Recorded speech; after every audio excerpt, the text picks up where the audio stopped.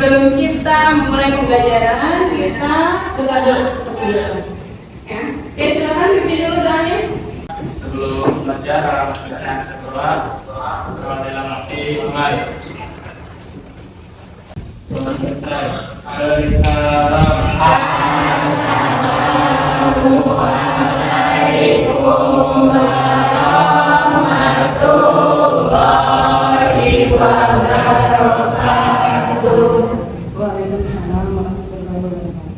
Oke, untuk kegiatan hari ini seperti biasa ya, kegiatan pembelajaran yang tentunya ada beberapa yang harus Ibu sampaikan ya, terkait dengan materi yang akan dibahas hari ini.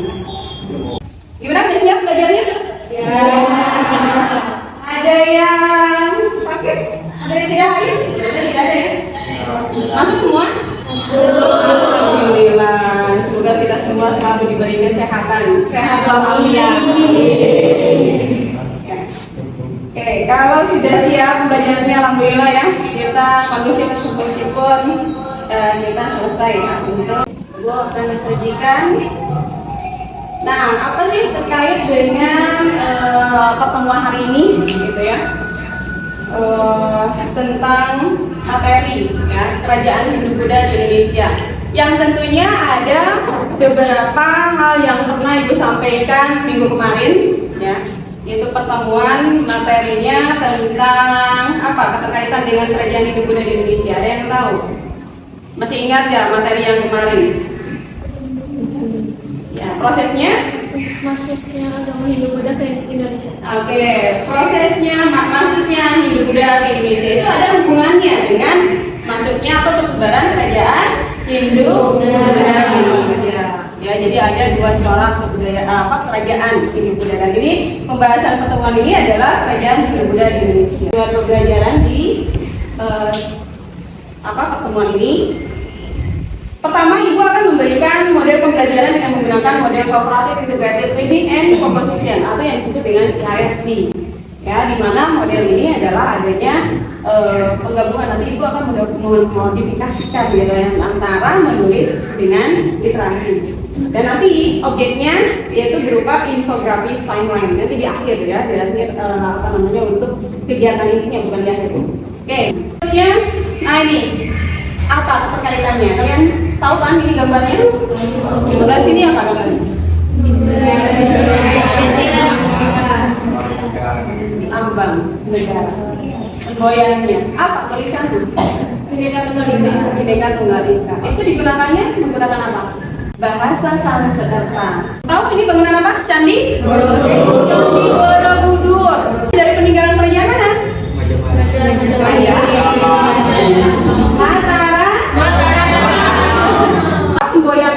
Semboyannya ya, dari kalimat atau dari bahasa yang digunakan, bahasa Sanskerta. Ada yang tahu siapa penulisnya? Menggunakan bahasa Sanskerta dari tulisan Bhinneka Tunggal Ika. Itu diambil kutipannya dari mana?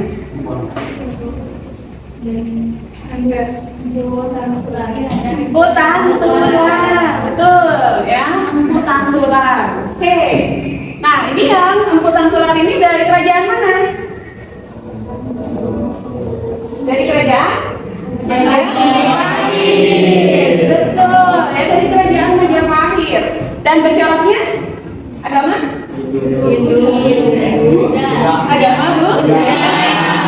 Nah, selain dari itu ada sisi dari tadi menggunakan tulisannya ya, berupa bahasa baik itu bahasa Sanskerta ataupun huruf Palapa, dan itu tentunya membawa kebudayaan dari luar ya. Yang tentunya ada keterkaitannya dengan materi yang kemarin itu, teori masuknya Hindu-Buddha, dan berikutnya menyebarkanlah persebaran kerajaan Hindu. Berdirilah kerajaan Hindu-Buddha di Nusantara. Nah, itu bangunan yang termegah. Kenapa dia termegah? Tahu ini bangunan apa? Candi Borobudur. Candi Borobudur. Ya, Candi Borobudur itu sudah dikatakan sudah memiliki sertifikat bahwa yang berada di Asia Tenggara ataupun dikatakan dunia, di dunia, ya. Candi Borobudur itu merupakan candi termegah, terbesar di dunia yang pernah ada, baik itu di Asia Tenggara. Ya. Dan ini hasil dari peninggalan kerajaan mana?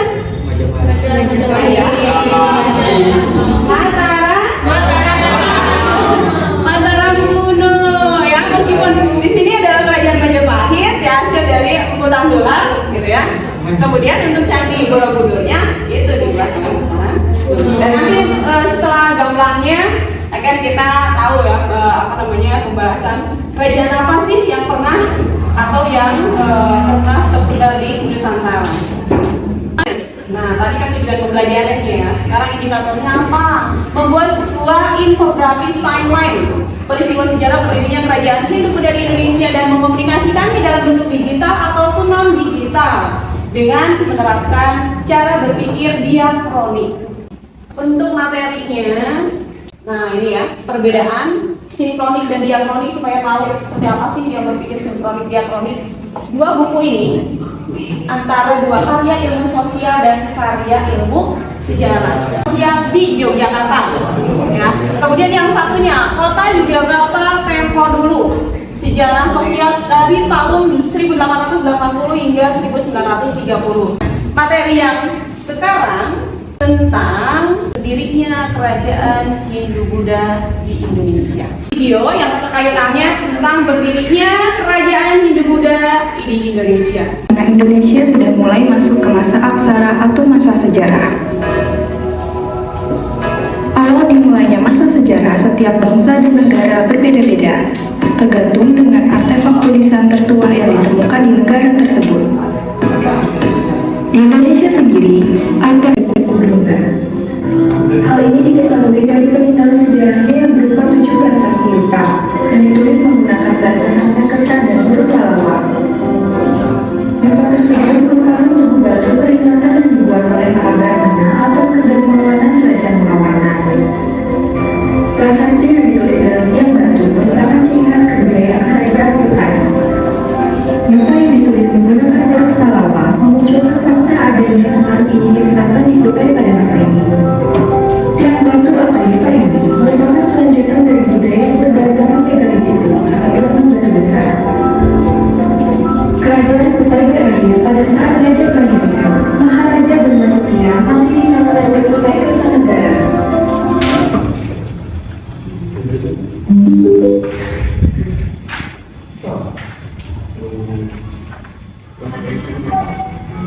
Pada dua kerajaan, yaitu Kerajaan Melayu dan Kerajaan Sriwijaya.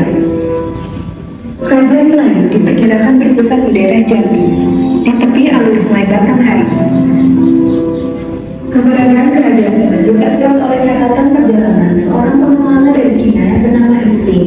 Nama kerajaan Melayu juga muncul pada kisah negara Kertagama yang menyebutkan mengenai ekspedisi penaklukan ke Sumatera yang disebut dengan ekspedisi Pamalayu. Sejarah kerajaan di Sumatera sejak abad ke-7 didominasi oleh kerajaan Sriwijaya. Kerajaan ini awalnya berpusat di sekitar Sungai Batanghari, pantai timur Sumatera, lalu meluas hingga ke semenanjung Malaya dan Jawa Barat. Pengetahuan sejarah mengenai kerajaan ini didapat dari sumber asing berupa catatan perjalanan mesin dan beberapa prasasti, serta sumber dalam negeri berupa prasasti antara lain prasasti Kedua Bukit, prasasti Talang Kuno, prasasti Kota Kapur, prasasti Sidayata, prasasti Telaga Batu, dan prasasti Karangbarahina. Ditemukan juga peninggalan berupa candi, yaitu Candi Muara Jambi dan Candi Muara Kampus. Dari sumber-sumber sejarah tersebut, diketahui bahwa raja pertama yang dianggap sebagai pendiri kerajaan Sriwijaya adalah Ratu Tahyang. Ia berhasil memperluas wilayah kekuasaannya dengan menaklukkan daerah Jambi yang sebelumnya merupakan wilayah kerajaan Melayu. Puncak kejayaan kerajaan Sriwijaya berlangsung di bawah kekuasaan Raja Balabudadewa. Wilayah kekuasaannya semakin meluas hingga ke semenanjung Malaya. Perluasan wilayah ini membuat kerajaan Sriwijaya menjadi kerajaan Melayu yang menguasai alur pelayaran dan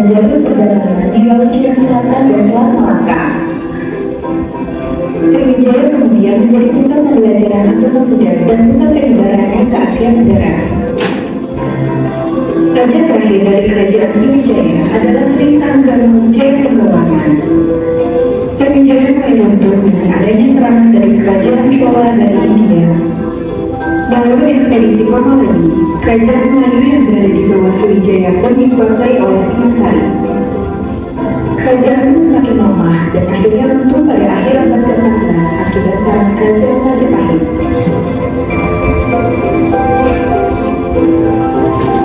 Pada abad ke-4 hingga ke-7 Masehi, kerajaan yang berkuasa di wilayah selatan Pulau Jawa adalah Kerajaan Tarumanegara. Kerajaan ini didirikan oleh Raja pertama Jaya Simawarma yang berlokasi di daerah Bogor, Jawa Barat. Sumber sejarah dari Kerajaan Tarumanegara berupa 7 buah prasasti. Prasasti Ciaruga, Prasasti Kejongkoti, Prasasti Jambi, Prasasti Muhaji Ageng, Prasasti Tugu, Prasasti Pasir Awi, dan Prasasti Munjul. Sumber sejarah lain yaitu catatan sejarah penjelajah Cina bernama Fahian yang menyebutkan keberadaan Kerajaan Tarumanegara. Ada pula catatan dari kerajaan dinasti Sui dan dinasti Tang. Peninggalan prasasti yang ditulis dengan bahasa Sanskerta dan huruf Palawang menunjukkan proses pengaruh Indo-India kepada kerajaan ini. Dari beberapa prasasti tersebut, dapat diketahui bahwa raja besar yang memimpin Kerajaan Tarumanegara adalah Raja Purnawarman. Kehidupan masyarakat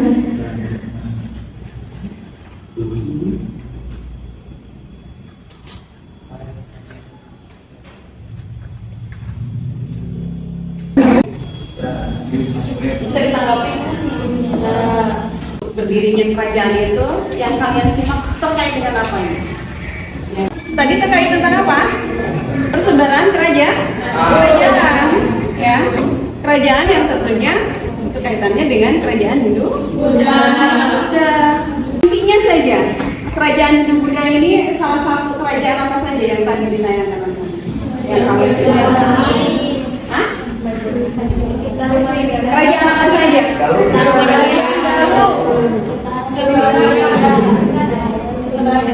Ya? Kerajaan Sriwijaya, Gotai, Pajajaran, Kerajaan Sunda, oke, Kerajaan Galuh itu kemudian jadi di apa di Kerajaan Sriwijaya, Gotai, Pajajaran, Kerajaan Sunda, oke, Kerajaan Galuh itu kemudian jadi di apa di Jawa Barat. Ya. Nah, yang tentunya kenapa ada kaitannya dengan di akhir tadi ya tayangan tadi adanya suku Banten. Suku Banten itu hasil dari apa namanya suku dari peninggalan atau budaya kerajaan Hindu, ya. Yang salah satunya apa? Kerajaan apa di suku Banten ini? Suku Baduy. Suku Baduy. Apa keterkaitannya? Terakhir.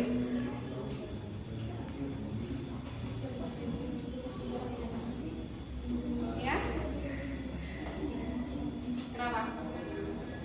Kenapa coba apa keterkaitannya dengan kerajaan yang tentunya dari awal kerajaan yang menguasai sampai mengalami kemunduran dari kerajaan itu ada hubungannya dengan sisa dari kehidupan masyarakat ya di kerajaan ya kerajaan Hindu ya dan salah satunya hasil budaya yang sampai sekarang masih ada suku yang bernama suku Baduy. Coba simak lagi di sini. Kerajaan Pajajaran sempat terlibat dalam perang beban dari kerajaan Majapahit yang saat itu diperintah oleh Hayam Wuruk. Melakukan Sumber ini sejarah juga tertuang menghindar dari ancaman tercantum dalam surat Pararaton serta Tudun Sunda. masih sekarang ada ya kebanyakan mana masyarakat sampai pada saat itu mengenal adanya kepercayaan animisme, dinamisme, tahu tenis, jadi tahu animisme itu apa? Oh ya, dinamisme. Hewan. Menyebayawa. Totalisme. Percaya. Oke, sekarang kita kemarin kan sudah dibentuk kelompok ya. Minggu kemarin. Oke, bagi kelompok ya. Nah, bagi kelompoknya itu secara heterogen aja, ya, bercampur aja. Oke, ya bercampur. Oke, silakan. Duduknya dibagi menjadi 5 saja, ya. 5.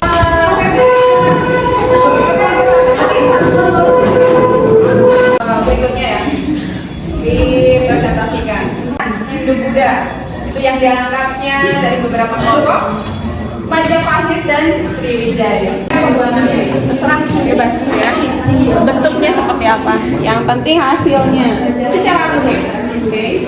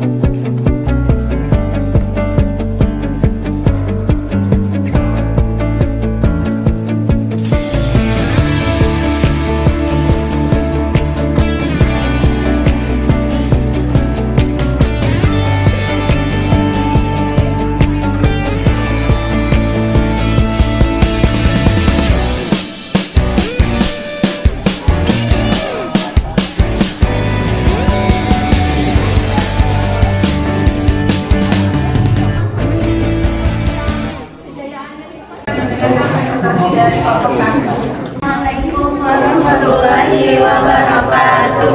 Di kelompok 1 akan mempresentasikan hasil tentang identifikasi kerajaan-kerajaan Hindu dan Buddha di Indonesia. 140 raja yaitu Raja Kundungga, Kandungga, peninggalan yaitu Prasasti Yumba, corak yaitu Hindu. Yang pertama yaitu kerajaan. Iya, oke. Ya, yang terakhir supaya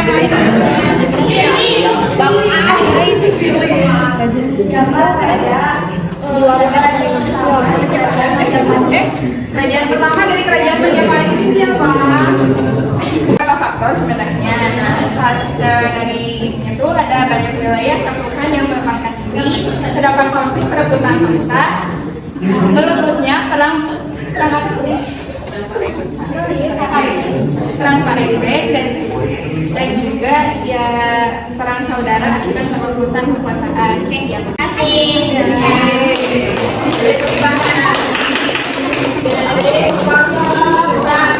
Terima kasih. Hindu Buddha itu yang diangkatnya dari beberapa kelompok.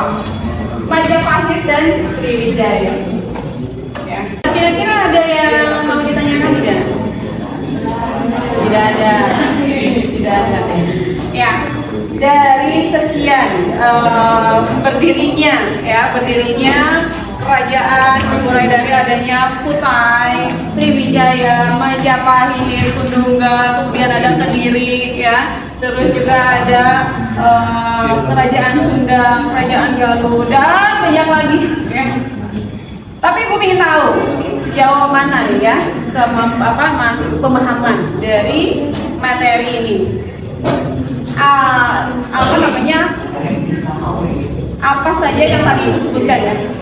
Selain dari ada lagi ya yang belum tersebut, atau ada yang bisa mengajukan kerajaan apa saja ya yang termasuk tadi selain dari kerajaan Majapahit termasuk pada kelompok kerajaan maritim yang pada saat itu kerajaan terbesar selain dari kerajaan Majapahit.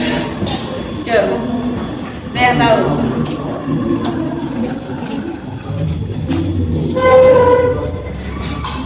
Pengelompokan dari termasuk pada kategori kerajaan maritim di Nusantara. Berikutnya Tarumanegara. Oke, Tarumanegara. Oke, ada lagi. Sriwijaya. Mataram.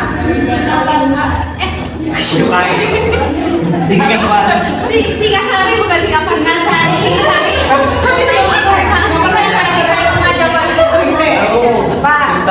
Kutai. Ada lagi.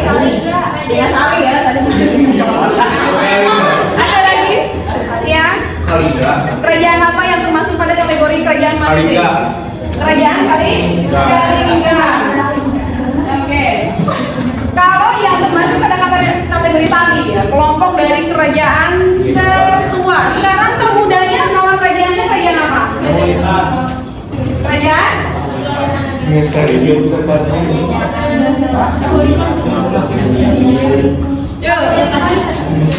Kerajaan termuda. Kerajaan? Siapa yang pada saat itu yang menguasai terpecahnya nama dari kedua putra maksudnya gini, untuk kerajaan di Majapahit ini ya ada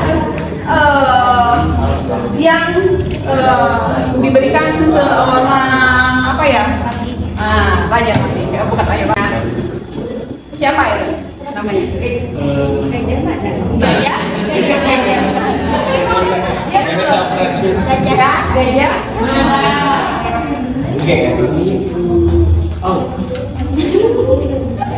Oke, dari hasil presentasi sekarang kita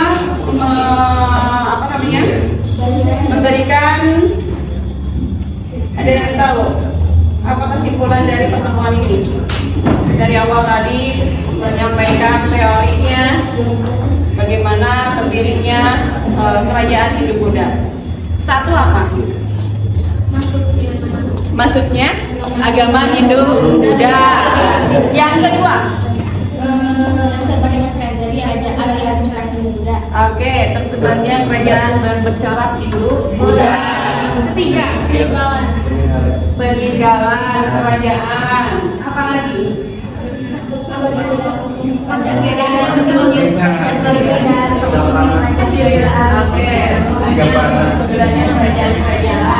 Nah, yang menjadi faktor salah satu dari tadi yang sudah disebutkan, apa faktor yang terbentuknya berdirinya kerajaan Hindu-Buddha di Indonesia?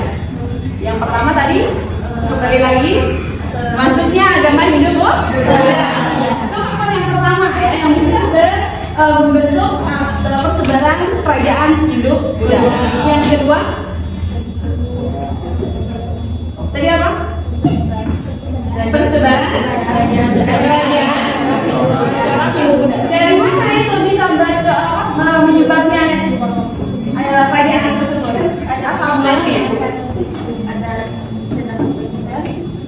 Oke, berdasarkan teori ya, ada berapa teori? Kalau kita mengulas ke belakang gitu ya? Ada 4. Satu? Apa sih? Berapa? 2? Yang bisa Satria. Sudah. Oke, satu lagi apa? Teori arus balik. Oke, teori arus balik. Apa itu teori arus balik? Teori arus balik itu apa? Dari Indonesia menuju ke India, dari Indonesia untuk menyebarkan agama Hindu. Oke, good.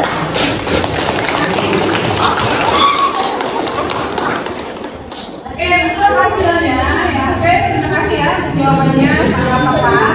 Ya, ini arus balik itu adalah sebuah suatu sama orang-orang Indonesia juga ya, atau orang Nusantara, masyarakat Indonesia yang terpelajar, yang mengemban ya untuk mencari ataupun mempelajari lebih dalam lagi ke negara asal. Negara asal itu mana? Yaitu yang mengajarkan atau menyebarkan agama Hindu, yaitu ke India. Jadi orang Indonesia datang ke India, ya, kemudian memperdalam ajaran-ajaran ataupun mendapatkan pembelajaran ya, mengemban ilmu ya, yang sini-sininya di India, kemudian balik lagi, dan disitulah membuka ajaran-ajaran hasil dari orang tersebut gitu ya, dari India gitu, ataupun diberikan oleh kerajaan gitu, ya, diberikan tugas ya untuk mengampung ya. penyebaran agama tersebut. Oke, dari pertemuan ini alhamdulillah ya kita sudah sama-sama belajar mengenai dimulai dari proses masuknya agama Hindu, kemudian persebaran ajaran berdirinya kerajaan Hindu Buddha ya.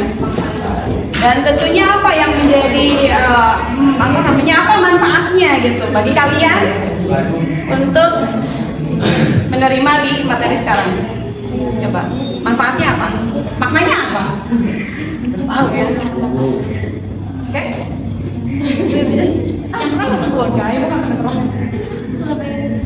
Bisa mengetahui lebih mengetahui tentang kerajaan ya. Apa lagi?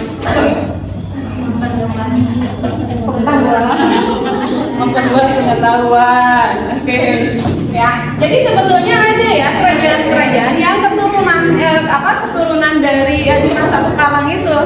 Ya, seperti tadi suku Bado itu hasil keturunan dari kerajaan yang bukan terlempar ya. Artinya suku Bado itu adalah suatu kerajaan dari Majapahit yang mengalami kemunduran gitu akibat dari bencana dan konflik ya, kalau nggak salah itu ya itu konflik, dan akhirnya mereka menghindar gitu ya, menghindar sama halnya pada saat awal orang India masuk ke Indonesia ya. Orang Indonesia orang India atau Hindustan itu seorang makanya ada teori kesatria gitu. Seorang prajurit itu menyebarkan ya, membangun sebuah kerajaan. Terima kasih ya atas kerjasama dan terima kasih juga mudah-mudahan kalian dalam kondisi sehat. Kemudian apa yang ibu sajikan kalian bisa mempelajari lagi, yang memperluas wawasannya juga terkait dengan ini, dan minggu depan kita akan menyampaikan tentang proses perkembangan dari segi kehidupan masyarakat di kerajaan Hindu Buddha, dari pendirian berdasarkan aspek politik, sosial ataupun ekonomi. Ya, oke, sekian dari ibu. Kita akhiri dengan membaca basmalah bersama.